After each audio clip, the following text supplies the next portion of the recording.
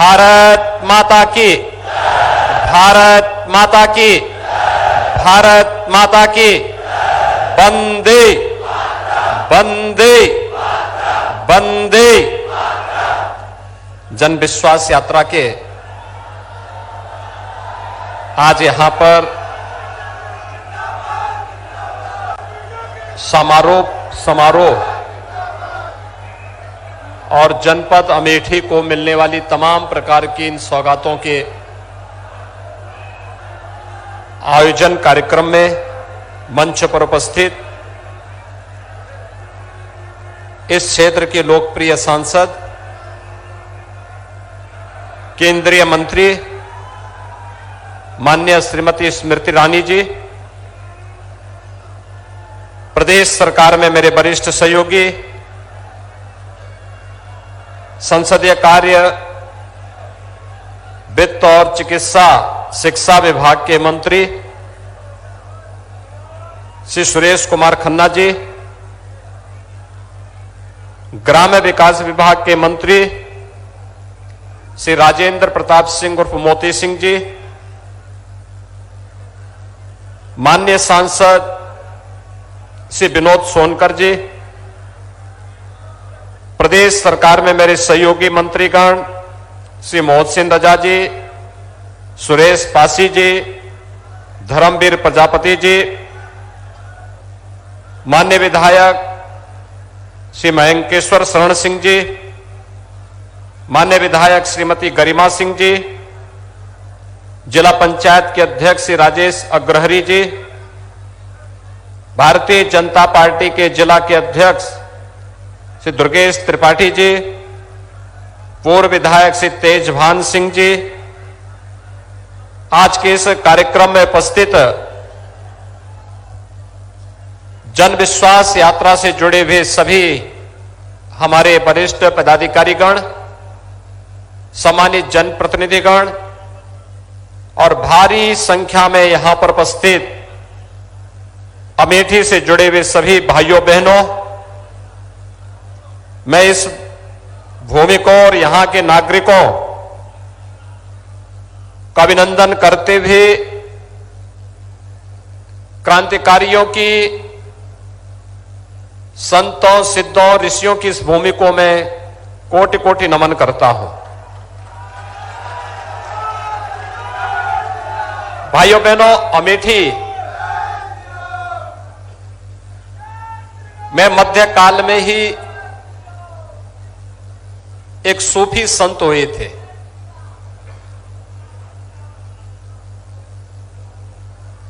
और उन्होंने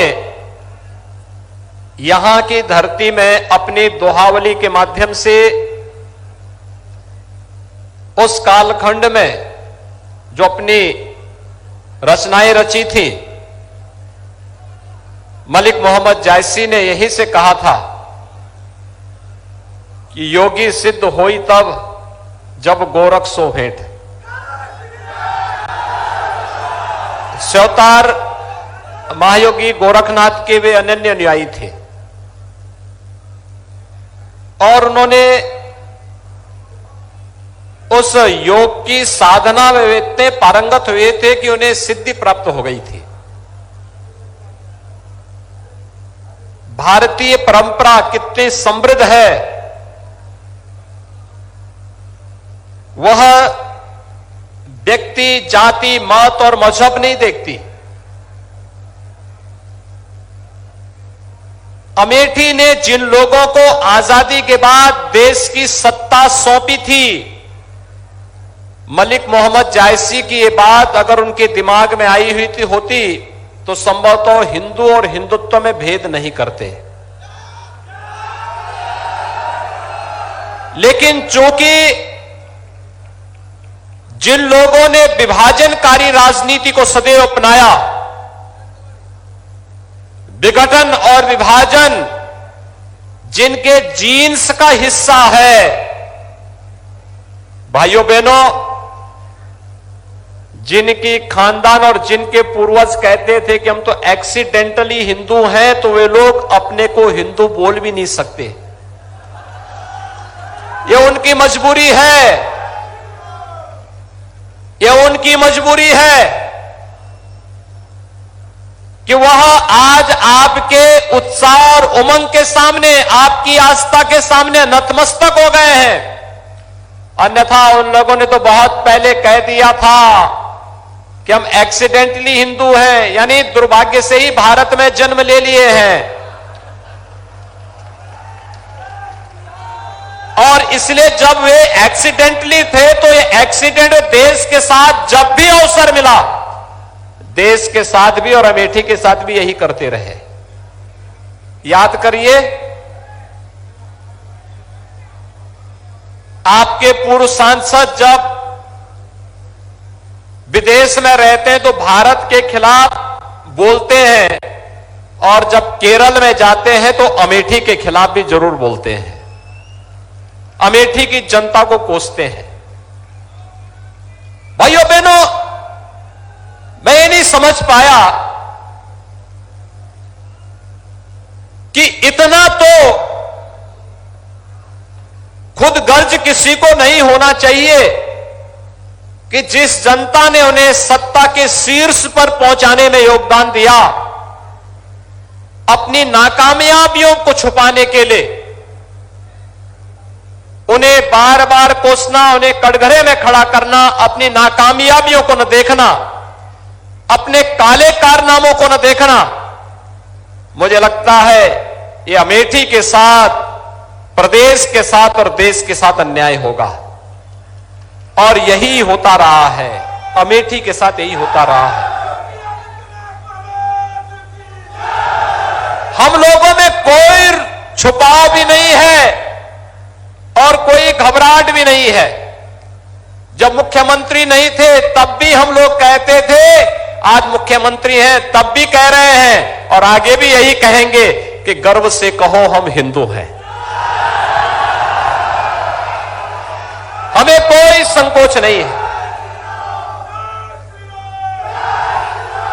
और हिंदूपन का यह भाव व्यक्ति, जाति, मत और मजहब में नहीं बांटती, यह हमारी सांस्कृतिक पहचान है।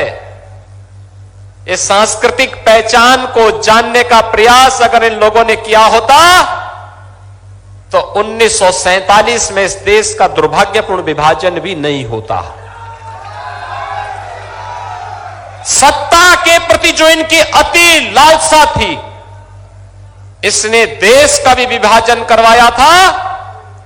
और यही लालसा लगातार तुष्टीकरण की हदें पार करते हुए कभी कश्मीर में धारा 370 लगाती थी, कभी अयोध्या में राम मंदिर पर ताला बंद करवाती थी, और कभी राम सेतु को तोड़ने के लिए ये लोग लालायित दिखाई देते थे। कभी इस देश में सांप्रदायिकता विरोधी कानून ला करके इस देश के हिंदुओं को कैद कर देना चाहते थे, उनकी आस्था के साथ खिलवाड़ करना चाहते थे। और जब उन्हें लगता है कोई चुनाव आ गया तो भाइयों बहनों फिर ये लोग निकल पड़ते हैं। आपने देखा होगा गुजरात विधानसभा का चुनाव चल रहा था 2017 के दिसंबर महीने में, और भाइयों बहनों उस समय जब चुनाव चल रहे थे तो चुनाव के दौरान यहां के पूर्व सांसद जब एक मंदिर में गए और मंदिर में घुटने टेक करके पूजा करने के दृश्य बैठने के लिए घुटना टेक करके जैसे बैठे तो पुजारी ने कहा भी पालती मार के बैठो। उन्होंने कहा नहीं हमें जानकारी नहीं है। उन्होंने कहा भैया ये मंदिर है, ये मस्जिद नहीं है, कम से कम इतना तो सीख लो। अब जिन लोगों को इतने भी संस्कार न हो वे हिंदू और हिंदुत्व के बारे में भी इस प्रकार का दुष्प्रचार करें तो ये उनकी बुद्धि का फेर है। और भाइयों बहनों, हम सबको अपनी परंपरा, अपनी संस्कृति और अपने संस्कारों पर गौरव की अनुभूति करनी चाहिए। हम सबको इस बारे में विश्वास होना चाहिए कि दुर्लभम भारतीय जन्म मानुषम तत्र दुर्लभम। ये भारत में जन्म लेना दुर्लभ है, और इसमें मनुष्य के रूप में जन्म लेने का सौभाग्य हम सबको प्राप्त हुआ है। ये हमारे लिए और भी सौभाग्यशाली है। हम अपने सौभाग्य के लिए गौरव की अनुभूति करें और मुझे लगता है हर भारतीय को इस पर गौरव की अनुभूति होनी चाहिए। हम भारतीय हैं और हिंदू हमारा सांस्कृतिक पहचान है, इस पर भी हमें गौरव की अनुभूति होनी चाहिए। लेकिन एक बात मैं आपको बताना चाहता हूं भाइयों, मैं आप सबको एक बात बताना चाहता हूं। वर्तमान में पूरी दुनिया कोरोना महामारी से त्रस्त है। कोरोना महामारी के दौरान आपने देखा होगा केंद्र सरकार प्रधानमंत्री मोदी जी के नेतृत्व में पूरा देश का प्रधानमंत्री मोदी जी मार्गदर्शन कर रहे थे। समाज के हर एक तबके के लिए योजनाओं की घोषणा कर रहे थे। प्रदेश में हमारी सरकार कार्य कर रही थी। मैं देख रहा था कि कोरोना कालखंड में भी आपकी लोकप्रिय सांसद, आपके विधायकगण, भारतीय जनता पार्टी के पदाधिकारी आपके बीच में आकर के आपकी सेवा कर रहे थे। लेकिन उस समय कांग्रेस फर्जी बस के नंबर देकर के श्रमिकों के जीवन के साथ खिलवाड़ कर रही थी। आपने देखा होगा भाई बहन का फर्जीवाड़ा। 1000 बस का नंबर हमें दिए और जब मैंने उनकी जांच कराई तो पता लगा कि स्कूटर का नंबर दे दिया। ये तो एक वाहन का मैंने आरटीओ के यहां जांच करवाया तो पता लगा कि एक ट्रक जो पहले ही कंडम हो चुका कबाड़ी के यहां पड़ा हुआ उसका भी नंबर दे दिए। अब आप सोचिए, कोरोना से हम लड़ाई लड़ रहे हैं, एक एक श्रमिक की जान को बचा रहे हैं, कोटा से अपने युवाओं को वापस ला रहे हैं, प्रयागराज में प्रतियोगी परीक्षाओं की तैयारी कर रहे अपने नौजवानों को वापस उनके घरों तक पहुंचाने का कार्य कर रहे हैं। और कांग्रेस फर्जी बस का और स्कूटर का नंबर देकर के उनके जीवन के साथ खिलवाड़ कर रही थी। आपने दृश्य तो देखा होगा ना, जब हम लोगों ने एफआईआर दर्ज करवाई थी, कार्रवाई करवाई थी। और इसलिए कार्रवाई कराई थी क्योंकि सरकार की कार्रवाई में बाधा पैदा करके ये लोग अव्यवस्था पैदा करना चाहते थे। कहीं कोई भी कांग्रेस का व्यक्ति, समाजवादी पार्टी का कोई व्यक्ति, कोई नेता, कोई जनप्रतिनिधि, कोई पदाधिकारी उनके राष्ट्रीय अध्यक्ष से लेकर के प्रदेश अध्यक्ष तक या फिर एक सामान्य कार्यकर्ता से लेकर के उनका कोई जनप्रतिनिधि जनता के बीच में नहीं था। पिछले 2 महीने से जब चुनाव की आहट सुनाई दी तो ये लोग जहां तहां थोड़ा अपना दर्शन देने के लिए आ रहे होंगे। यानी ये चुनावी पर्यटन है। चुनावी पर्यटन के बाद फिर 4.5 साल तक ये लोग गायब हो जाएंगे, फिर नहीं दिखाई देंगे और फिर दिखाई दे रहे होंगे, आ रहे होंगे। कोई यात्रा निकाल रहा है, कोई कुछ और कर रहा है, अलग अलग काम धाम इनके होते हैं और उसी में फिर निकल पड़े हैं। लेकिन भाइयों बहनों, आज मैं आप सबसे कहना चाहता हूं, इस देश की तस्वीर को बदला है और इस देश के प्रत्येक नागरिक की तकदीर को बदलने का कार्य किया है प्रधानमंत्री मोदी जी ने पिछले 7.5 वर्ष के दौरान। हमने तो नारा कोई ऐसा नहीं दिया था, हमने कोई गरीबी हटाओ का नारा नहीं दिया। प्रधानमंत्री मोदी जी ने तो एक ही मंत्र दिया, सबका साथ और सबका विकास। और सबका साथ और सबका विकास का किया हमने। समाजवादी पार्टी की सरकार में, उनकी सरकार के 5 साल में 18,000 लोगों के लिए मकान स्वीकृत हुए, दिए नहीं, अभी कागजों में स्वीकृत हुए थे। और भाइयों बहनों, हमारी सरकार के 5 साल अभी पूरे नहीं हुए, हमने अब तक 43 लाख परिवारों को एक मकान दे दिया है। 43 लाख परिवारों को 2,61,00,000 परिवारों को एक शौचालय दे दिया है। हर ग्राम पंचायत में एक सामुदायिक शौचालय भी दे दिया है। 1,43,00,000 परिवारों को विद्युत का फ्री में कनेक्शन भी दे दिया है। और यही नहीं, 9 करोड़ लोगों को आयुष्मान भारत में और मुख्यमंत्री जन आरोग्य योजना में फ्री में 5 लाख रुपए हर वर्ष स्वास्थ्य बीमा का कवर भी उपलब्ध करवा दिया है। क्या कर रही थी कांग्रेस? 55-60 वर्ष के दौरान समाजवादी पार्टी को प्रदेश में 4 बार अवसर मिला था। क्या कर रही थी समाजवादी पार्टी? और बहन जी को भी 3 बार अवसर मिला था। क्या कर रही थी ये सभी? भाइयों बहनों, पिछले 7 वर्ष के दौरान देश को हर एक क्षेत्र में सफलता प्राप्त हुई। गरीब को राशन भी मिल रहा है, गरीब को मकान भी मिल रहा है, समाज के प्रत्येक तबके को सम्मान देने का कार्य भी हो रहा है और इंफ्रास्ट्रक्चर डेवलपमेंट के बड़े बड़े कार्य भी हो रहे हैं। ये पूर्वांचल एक्सप्रेसवे, कोई सोचता था अमेठी होते हुए जाएगा, लेकिन आज अमेठी का भी एक बड़ा भूभाग पूर्वांचल एक्सप्रेसवे के साथ जुड़ा है। और भाइयों बहनों, ये केवल एक्सप्रेसवे नहीं है, अभी तो इसमें औद्योगिक क्लस्टर बनने हैं। अमेठी के लोगों को यहीं पर उसके किनारे नौकरी और रोजगार भी उपलब्ध करवाने की कार्रवाई होने जा रही है।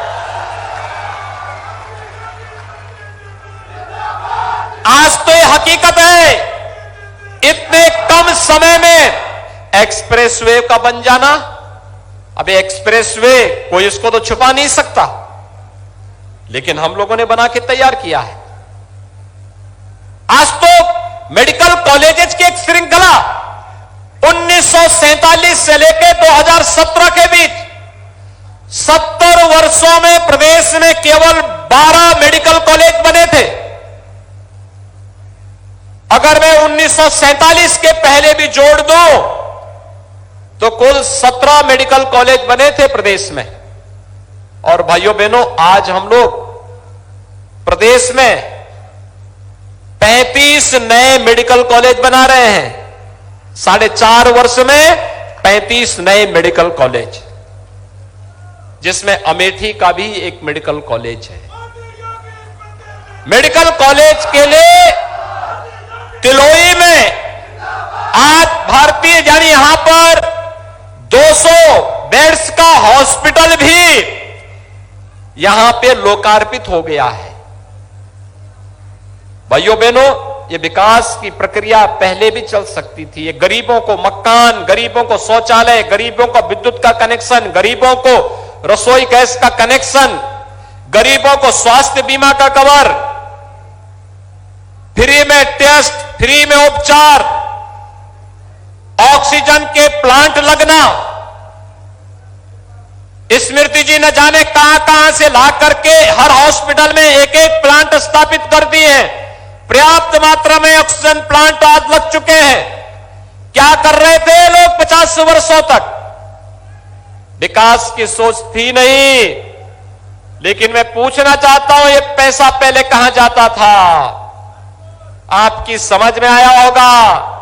ये जो गरीबों के आज मकान पैसे से हम लोग बना दे रहे हैं, पैसा पहले भी था, लेकिन ये पैसा कहां जाता था?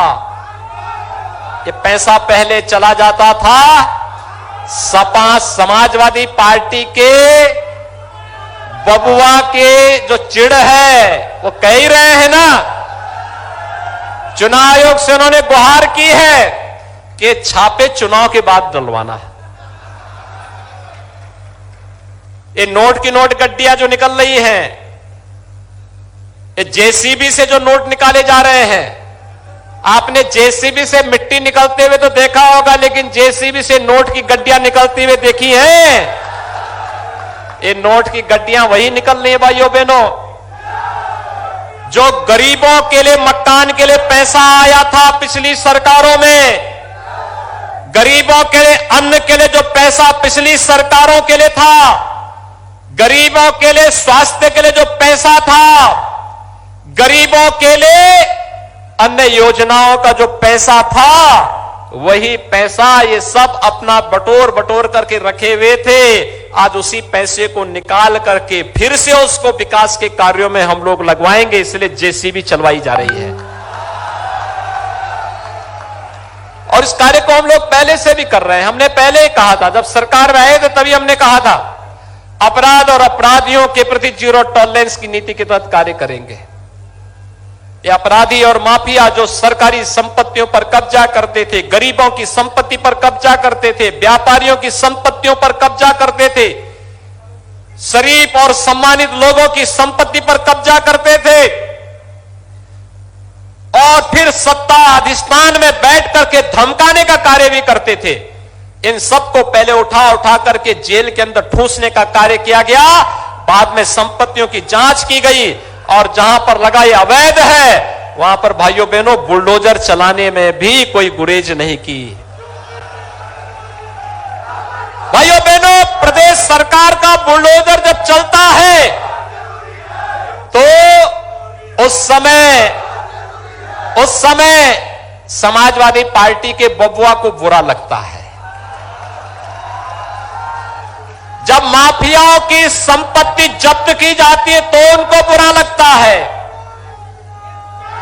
भाई और बहन को जब माफियाओं के ऊपर बुलडोजर चलाया जाता है तो दोनों को बुरा लगता है। ये सब क्यों हो रहा है?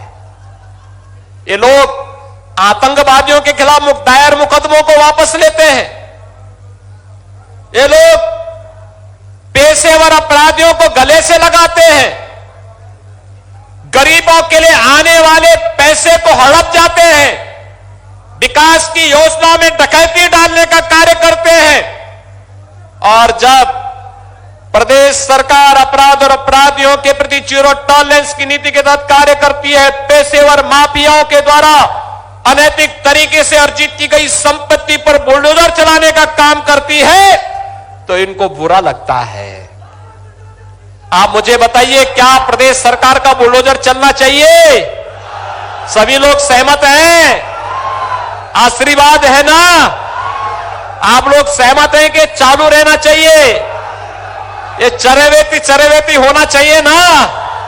ये चलते रहना चाहिए। सभी की सहमति है? तो भाइयों बहनों, मैं भी आपको यही आश्वासन देने के लिए आया हूं। आप मुझे एक बात बताइए, अयोध्या में राम मंदिर का निर्माण का ये भाई बहन बना लेते? याद करिए, सोमनाथ के मंदिर के पुनरुद्धार कार्यक्रम में जब पहले राष्ट्रपति जा रहे थे, डॉक्टर राजेंद्र प्रसाद जी, तो उस समय इनके परनाना ने विरोध किया था। यानी भगवान के मंदिर का हो रहा, उन्होंने कहा यह नहीं करना चाहिए। यानी कश्मीर में धारा 370 लगाने में उनको गुरेज नहीं थी, क्योंकि कश्मीर में धारा 370 आतंकवाद की जड़ थी।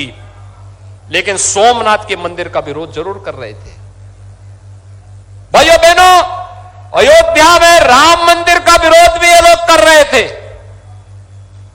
और कुछ लोग तो कहते थे परिंदा भी पर नहीं मार सकता।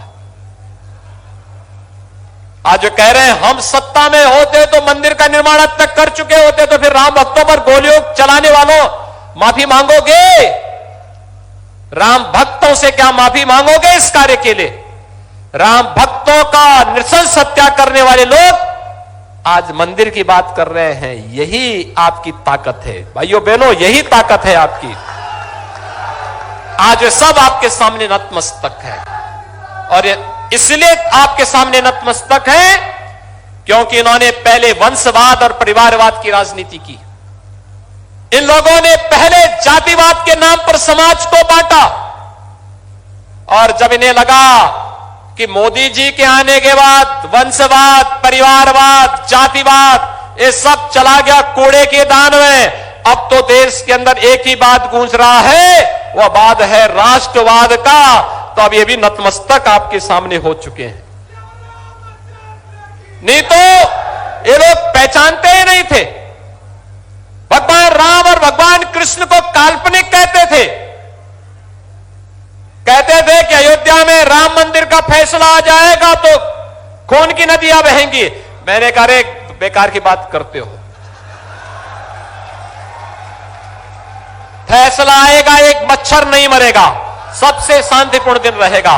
और हुआ ना, जिस दिन 9 नवंबर 2019 को अयोध्या में राम जन्मभूमि के बारे में माननीय उच्चतम न्यायालय का फैसला आया था, प्रदेश में एक भी घटना नहीं घटित हुई। उत्साह के साथ सब लोग मग्न थे, शांतिपूर्ण सौहार्दपूर्ण दिन था। ऐसा लगता जैसे राम राज्य आ गया है, राम राज्य का दिन था भाइयों बहनों। 500 वर्षों के बाद ये सपना साकार किया है मोदी जी ने, लेकिन इन लोगों को यह अच्छा नहीं लगता। अयोध्या में राम मंदिर का निर्माण हो, भव्य राम मंदिर का निर्माण हो, इनको अच्छा नहीं लगता। आपने देखा होगा अभी काशी में, भाइयों बहनों, अभी आपने काशी में देखा होगा, काशी में भगवान विश्वनाथ के भव्य धाम का निर्माण प्रधानमंत्री मोदी जी ने किया है। और भव्य धाम काशी विश्वनाथ धाम का निर्माण होकर के आपने देखा होगा, टेलीविजन में कितने लोगों ने देखा काशी विश्वनाथ धाम का उद्घाटन का कार्यक्रम। भाइयों बहनों, मोदी जी ने वहां पे क्या काम किया था? गए, पहले गंगा जी में डुबकी लगाए, गंगा जी में डुबकी लगाने के बाद गंगा जल अपने साथ कलश लेकर के आए थे, और कलश को लेकर गंगा जल लेकर के स्वयं गए, भगवान शिव का अभिषेक किया। आपने देखा ना? और भगवान शिव का अभिषेक करने के बाद फिर गए और श्रमिकों के ऊपर पुष्प वर्षा किए। देखा ना वह भी दृश्य? कभी किसी प्रधानमंत्री को श्रमिकों के ऊपर पुष्प वर्षा करते हुए देखा है क्या? आपने इतिहास में तो सुना होगा कि जिन श्रमिकों ने ताजमहल का निर्माण किया था, उन श्रमिकों के हाथ काट दिए गए थे, मालूम है ना? एक उस सोच के लोग थे, और एक यह सोच है जो राष्ट्र निर्माण की है, जो काशी विश्वनाथ धाम का निर्माण करने वाले श्रमिकों पर पुष्प वर्षा भी करते हैं। भाइयों बहनों, ये लड़ाई ही वर्तमान में चल रही है, एक तरफ निर्माण की, एक तरफ विध्वंस करने वालों की। एक तरफ ये लोग हैं जो आतंकवादियों पर दायर मुकदमों को वापस लेते हैं, और एक तरफ हम लोग हैं जो आतंकवादियों को ठिकाना लगा करके राम मंदिर के निर्माण का मार्ग भी प्रशस्त करते हैं। एक वे लोग हैं जो गरीबों के लिए आने वाले मकान को, शौचालय को, विद्युत की व्यवस्था को, अन्न योजना के पैसे को हड़प करके अपने घर का विकास कराते थे, और दूसरी तरफ हमारे लिए तो प्रदेश के 25 करोड़ लोग ही परिवार हैं, उनको एक एक मकान हर एक गरीब को दिलवाने का कार्य हमारे माननीय सांसद, माननीय विधायकगण कर रहे हैं। ये काम पहले भी हो सकता था, आजादी के बाद भी हो सकता था। मोदी जी ने आने के बाद जो काम शुरू 2014 में किया, ये काम 1947 में क्यों नहीं प्रारंभ हो पाया? ये काम 2004 में क्यों नहीं प्रारंभ हो पाया? 2009 में क्यों नहीं हो पाया? अगर ये बात हमने समझने का प्रयास किया होता भाइयों बहनों, तो संभवतः ये जो अमेठी को अपनी बपौती समझने वाले कभी भी हिंदू और हिंदुत्व के नाम पर आपके बीच में फूट डालने का दुस्साहस नहीं कर पाते, कभी नहीं डाल पाते। हमने तो कोई भेद नहीं किया। हमने तो, सरदेव अटल जी ने तो एक बात कही थी, आदमी न छोटा होता है न बड़ा होता है, आदमी तो सिर्फ आदमी होता है। यही तो हमारे संस्कार हैं। हमने तो एक ही बात की, और वह था सबका साथ और सबके विकास का। आज भाइयों बहनों, मैं आप सबसे यही अपील करने के लिए आया हूं। आज मुझे अच्छा लगा, यहां पर पिछले 5-7 वर्षों के अंदर आपने देखा होगा यहां की तस्वीर बदली है। स्मृति जी जब से केंद्र सरकार में मंत्री बनी, आपने 2019 में उन्हें यहां से सांसद चुना।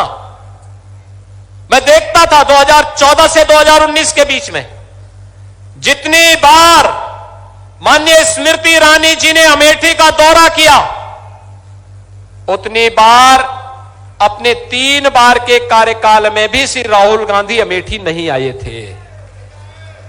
यानी वे सांसद नहीं थी यहां से, लेकिन फिर भी वे यहां की जनता की सेवा के लिए आती थी। 2019 में आपने सांसद के रूप में चयन किया, मैं इसके लिए आपका अभिनंदन करता हूं। और भाइयों बहनों, आज आपने देखा होगा समग्र विकास की दिशा में अमेठी आगे बढ़ रही है। ये मेडिकल कॉलेज, ट्रामा सेंटर और अन्य विकास की जो तमाम योजनाएं हैं, जिसमें पूर्वांचल एक्सप्रेसवे भी है, अभी एक ट्रामा सेंटर बनकर के तैयार हुआ है। बहुत शीघ्र वहां पे जो उपकरण दिए जाने हैं जगदीशपुर में, चाहे वह उपकरण के हो, चाहे वहां डॉक्टर्स की उपलब्धता हो, ये सभी हम उसके लिए उपलब्ध करवाने के लिए कार्रवाई कर रहे हैं। और जिले में पुलिस लाइन के निर्माण की कार्रवाई को भी हम लोग पहले ही मंजूरी कर चुके हैं। यानी जिला मुख्यालय के साथ ही यहां पर इन सभी कार्यक्रमों को आगे बढ़ाने का कार्य सरकार के शीर्ष प्राथमिकता पर है। लेकिन आज मेडिकल कॉलेज की सौगात आप सबको प्राप्त हुई है। भाइयों बहनों, यह मेडिकल कॉलेज आपके यहां 292 करोड़ रुपए की लागत से बनेगा और 292 करोड़ रुपए की लागत से बनने वाला यह मेडिकल कॉलेज 2022-23 में यहां पर एमबीबीएस प्रथम वर्ष में प्रवेश की सुविधा भी यहां पर रहेगी। यहां के जो मेरिटोरियस छात्र हैं, मेडिकल के क्षेत्र में अपने जीवन को आगे बढ़ाना चाहते हैं, चिकित्सा सेवा में जो लोग अपने को समर्पित करना चाहते हैं, उन लोगों के लिए, और फिर धीरे धीरे करके यहां पे हम नर्सिंग का, पैरामेडिक्स का भी पाठ्यक्रम इसके साथ जोड़ करके एक मेडिकल हब के रूप में इस क्षेत्र को विकसित करने का कार्य करेंगे। आज मैं इसके लिए यहां की इस योजना के लिए मेडिकल कॉलेज का यह संस्थान अमेठी जनपद में स्थापित हो सके, जो कार्य आजादी के बाद अमेठी में नहीं हो पाया, उस कार्य को एक समय सीमा के अंदर जब डबल इंजन की सरकार आई तो वायो डबल इंजन की सरकार ने वह करके दिखाया है। प्रधानमंत्री मोदी जी का सानिध्य मिला, यहां के माननीय सांसद श्रीमती स्मृति ईरानी जी ने, तिलोई के माननीय विधायक और इस जनपद के सभी जनप्रतिनिधियों ने मिलकर के जब एक साथ ताकत लगाई तो मेडिकल कॉलेज भी यहां पर स्थापित हो रहा है और मेडिकल कॉलेज की कार्रवाई इसी सत्र में वह प्रारंभ भी होगा। आज इस रूप में आपके सामने है। मैं आप सबको इस बात के लिए आश्वस्त कर रहा हूं, विकास के लिए जब जागरूक जनप्रतिनिधि हो तो जनता जनार्दन को परेशान होने की आवश्यकता नहीं होती है। ये स्वयं मेहनत करके आपके लिए उन प्रकार की योजनाओं को लेकर के आते हैं। और भाइयों बहनों, सरकार, केंद्र सरकार और प्रदेश सरकार आपके विकास की योजनाओं को, गरीब कल्याणकारी योजनाओं को आप तक पहुंचाने के लिए पूरी प्रतिबद्धता के साथ कार्य करेगी, इसमें कोई संदेह नहीं होना चाहिए। यह जन विश्वास यात्रा 5 वर्ष की सरकार की उपलब्धियों पर आपका एक बार फिर से आशीर्वाद प्राप्त करने के लिए आपके बीच आई है। और मुझे प्रसन्नता है कि इस यात्रा का जो एक काशी से निकलने वाली यात्रा थी, गाजीपुर में इसका शुभारंभ केंद्रीय मंत्री और आपकी लोकप्रिय सांसद स्मृति जी ने ही इसका शुभारंभ किया था। और आज समापन पर भी वे आज आपके बीच में यहां पर उपस्थित होकर के उन्होंने आपका मार्गदर्शन यहां पर किया है। मैं इस अवसर पर आप सबका अभिनंदन करूंगा कि आपने इस जनविश्वास यात्रा के प्रति जो स्नेह दिखाया है, मैं इसके लिए आप सबका हृदय से अभिनंदन करता हूं, आपका आह्वान करता हूं। भारतीय जनता पार्टी ने जो कहा सो करके दिखाया है और भारतीय जनता पार्टी जो कहेगी वह करके दिखाएगी। भाई यही मुझे आप सबसे कहना था। आप सभी मेरे साथ मिलकर के बोलेंगे, दोनों हाथ उठा करके मेरे साथ एक बार बोलेंगे, भारत माता की, भारत माता की, भारत माता की, वंदे वंदे वंदे